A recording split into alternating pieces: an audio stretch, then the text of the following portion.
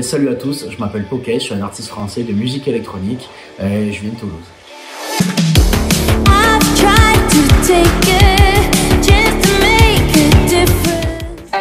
On t'a déjà partagé de notre côté sur le webzine, que ce soit dans les articles ou sur nos playlists.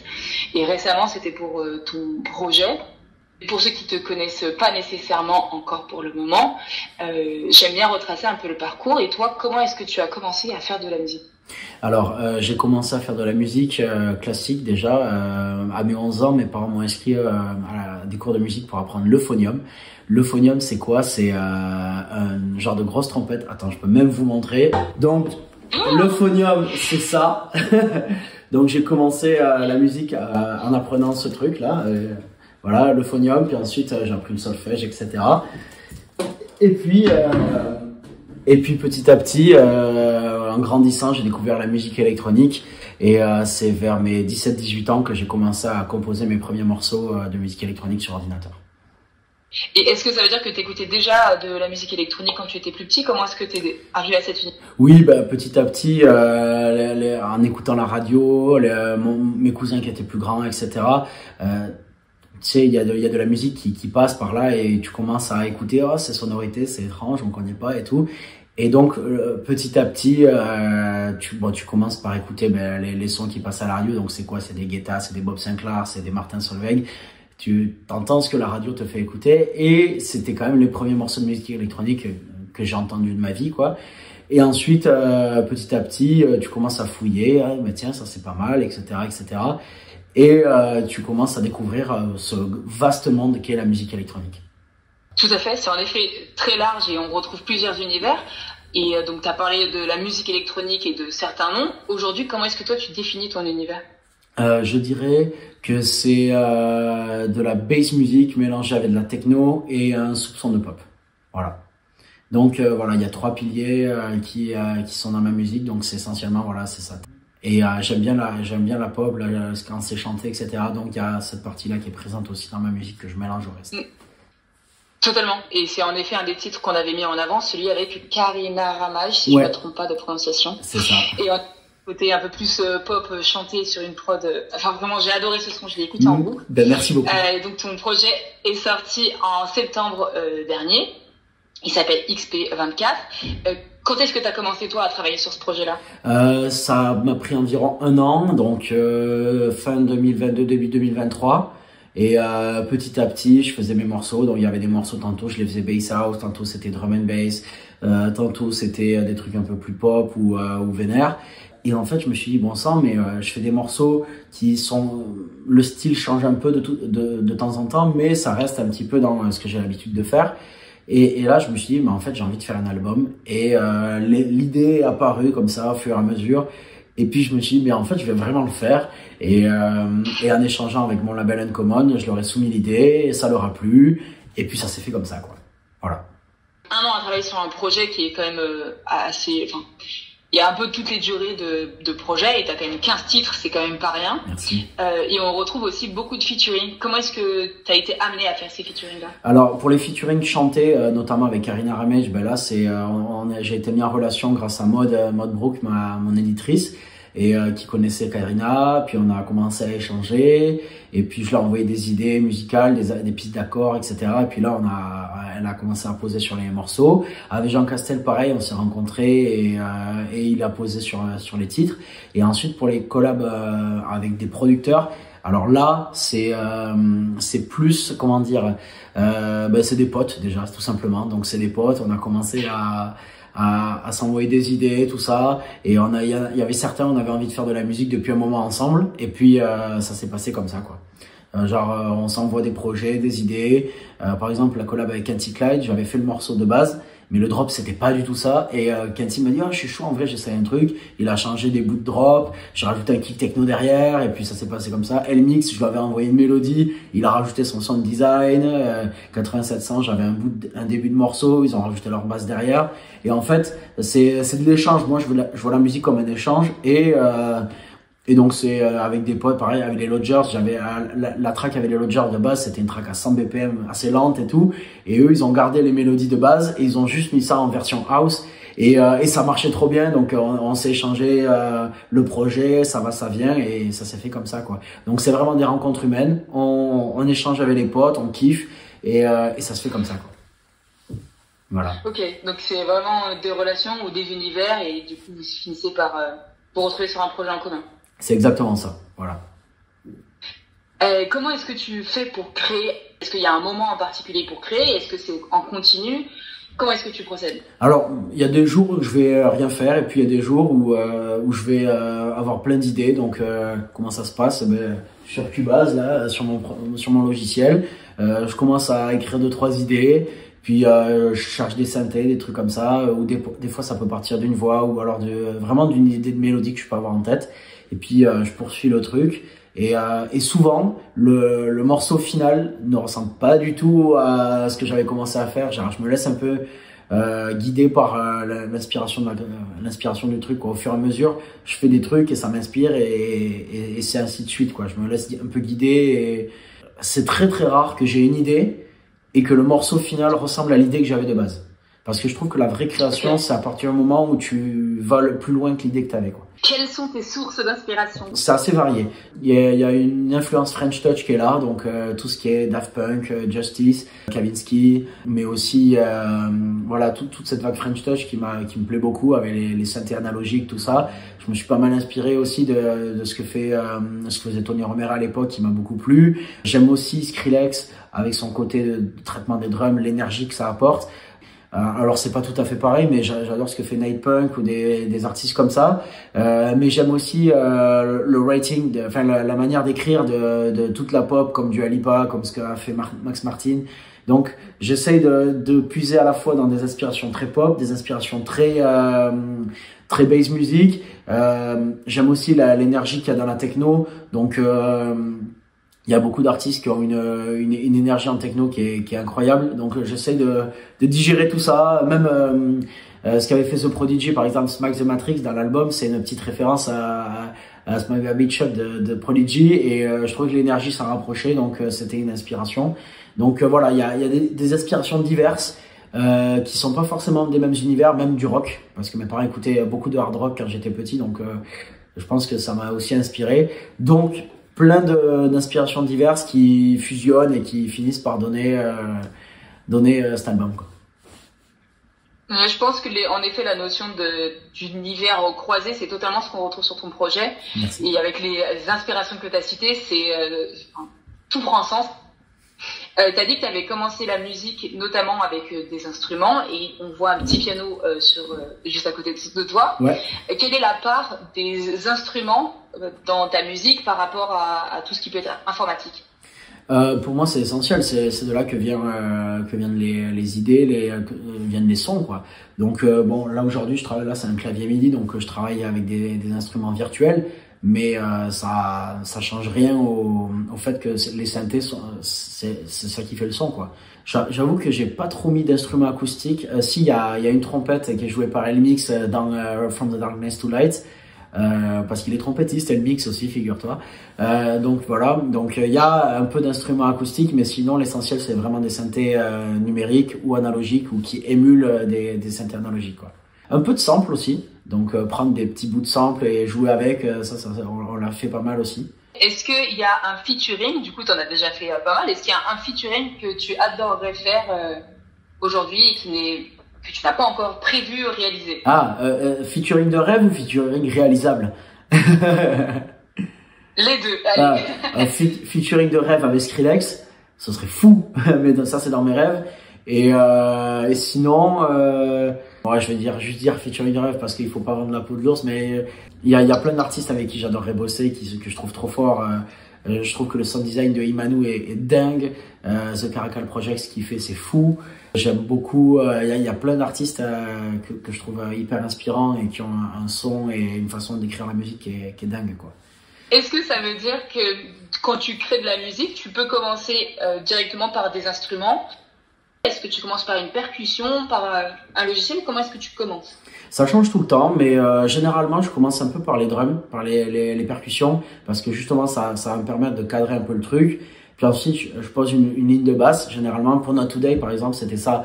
D'abord, j'avais les drums un peu synthwave.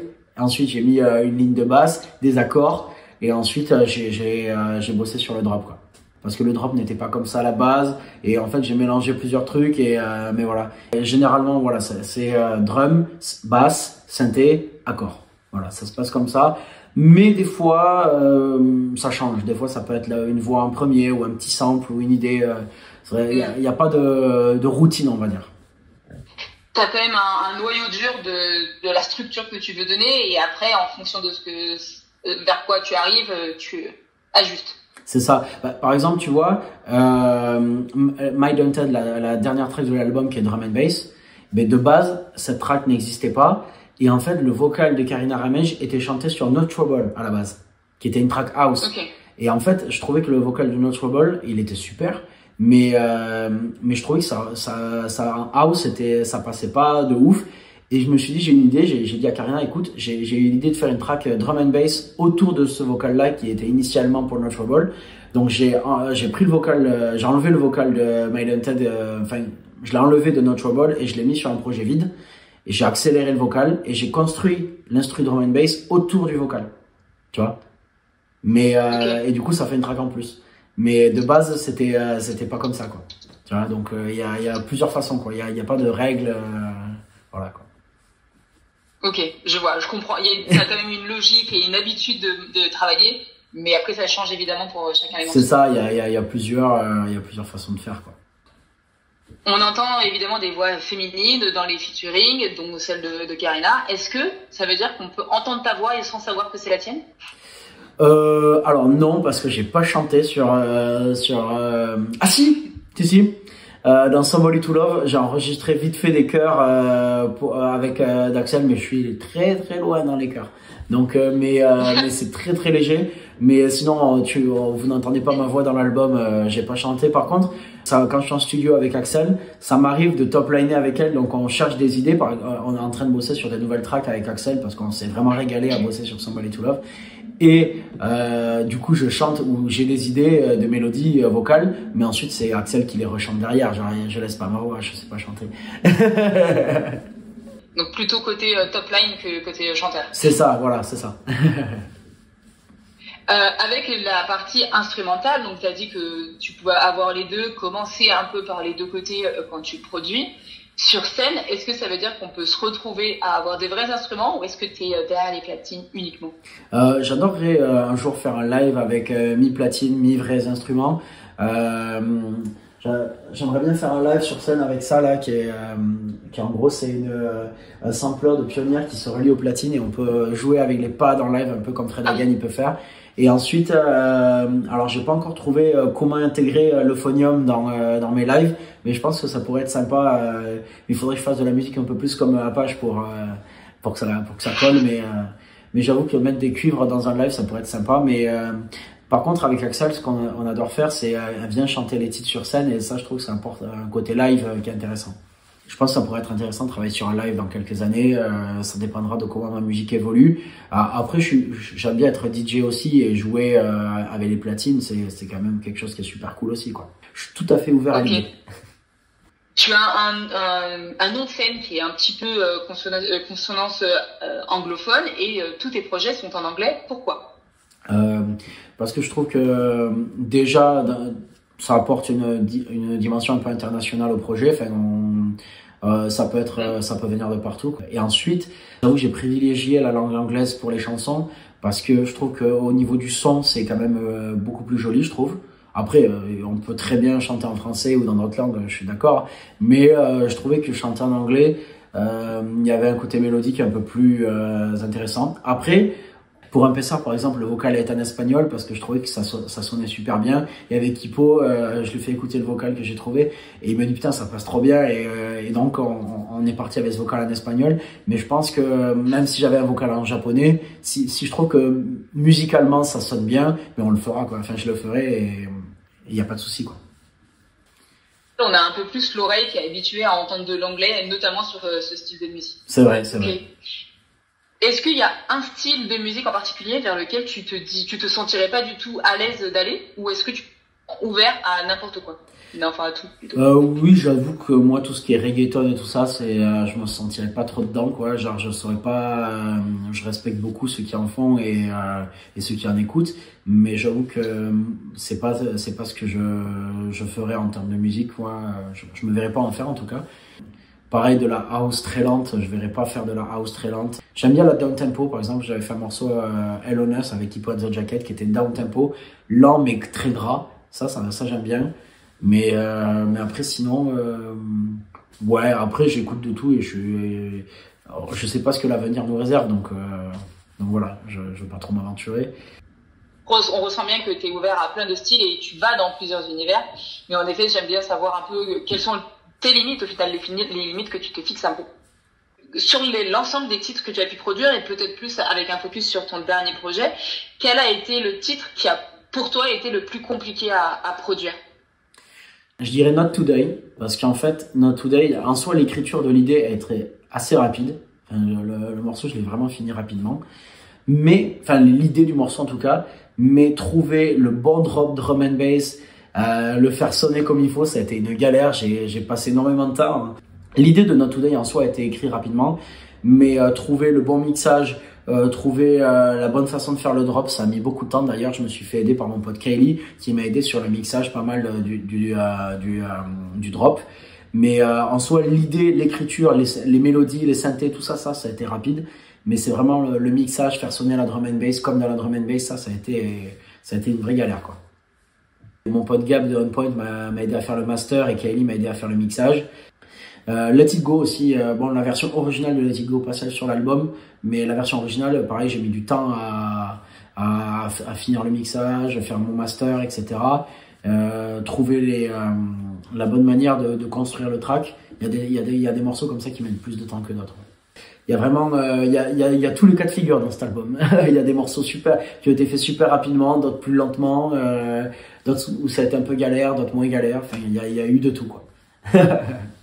Même Somebody to Love, au final, tu vois, l'idée a été faite rapidement. Ce qui a mis le plus de temps, c'était mixer les voix d'Axel, etc., reproduire les chœurs, etc. Enfin, il y a vraiment plein de spécificités au cas par cas, quoi.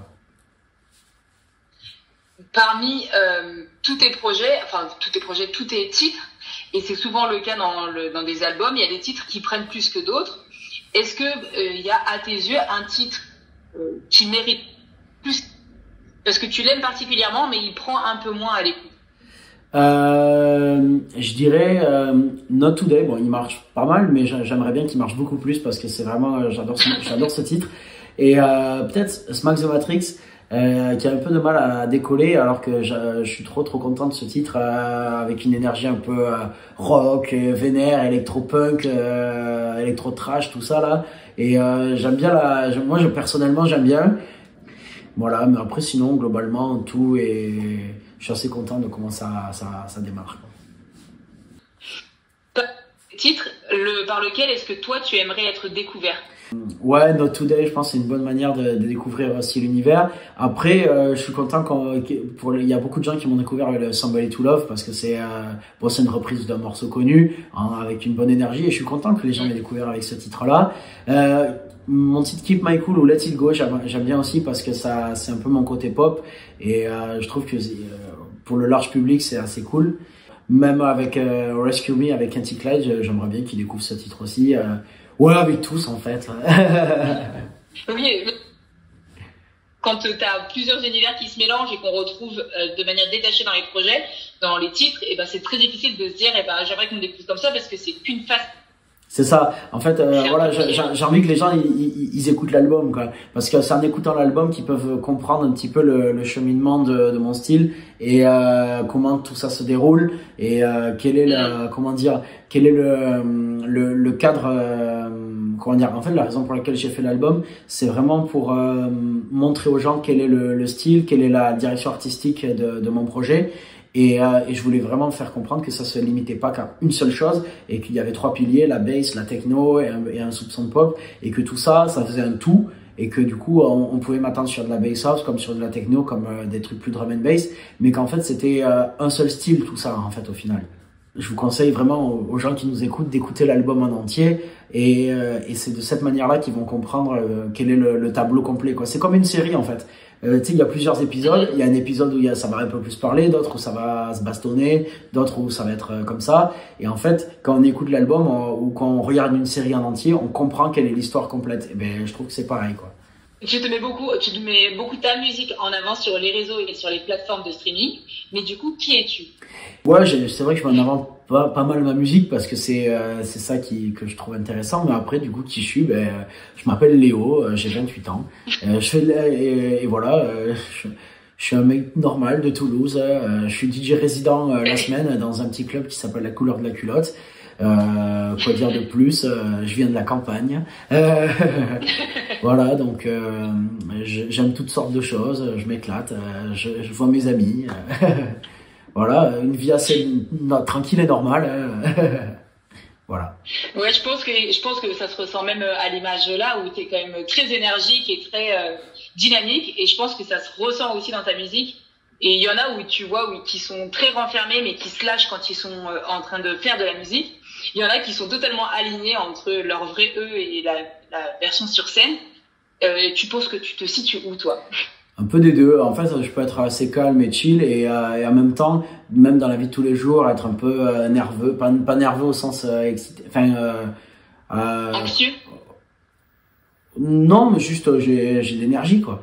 J'ai de l'énergie et sur scène, ça se voit. Sur scène, je me lâche bien et tout ça. C'est un peu des deux, ouais. Je suis assez tranquille dans la vie, mais après, sur scène, je peux me lâcher. Des fois, je peux être même dans la vie un peu plus nerveux, pas nerveux, mais. Évoquer la partie scène. Cette partie il n'y a pas trop longtemps. Est-ce que tu as d'autres scènes de prévues? Alors, je vais mixer à l'ENAC, c'est le gala de l'ENAC en novembre. Là, je vais mixer à Halloween à Paris la semaine prochaine, pour Halloween à Paris la semaine prochaine. Ah oui. Donc ça va être une belle fête.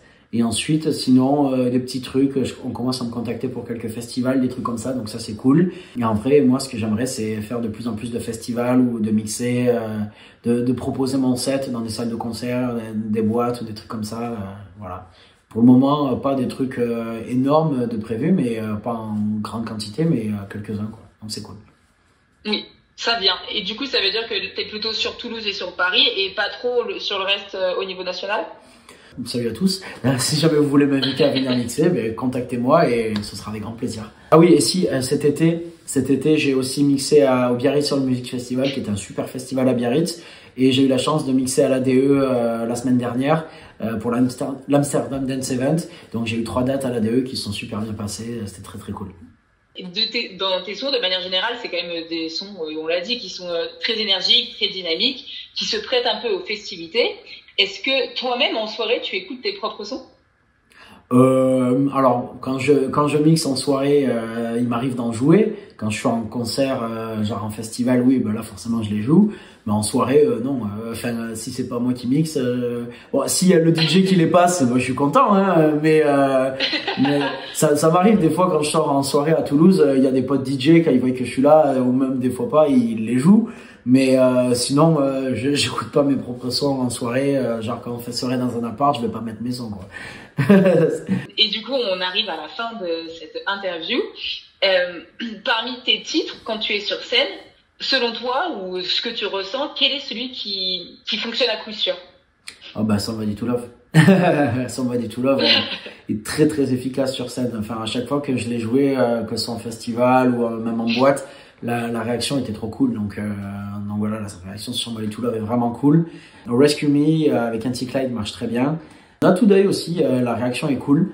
Ouais, ça va, franchement. Don't Forget, il y a une bonne vibe, mais plus en discothèque, moins en festival. Mais voilà, Somebody to Love, je dirais. Et Rodeo aussi. Rodeo marche très bien en festival aussi. Ouais. Il a eu de bons retours, je suis content. Ok, donc ça fait déjà plusieurs quand même qui fonctionnent et ça fait un peu des valeurs sûres que tu peux répartir. C'est ça, je suis content en vrai d'avoir quelques titres que j'ai créés qui me servent dans le set pour véhiculer des émotions et avoir une belle réaction du public. Ça, je suis content. Ouais. Ok. Eh bien, félicitations à toi. On te retrouvera très probablement sur des prochaines playlists. Eh ben, merci beaucoup, ça m'a fait super plaisir. Merci de m'avoir accueilli pour cette interview.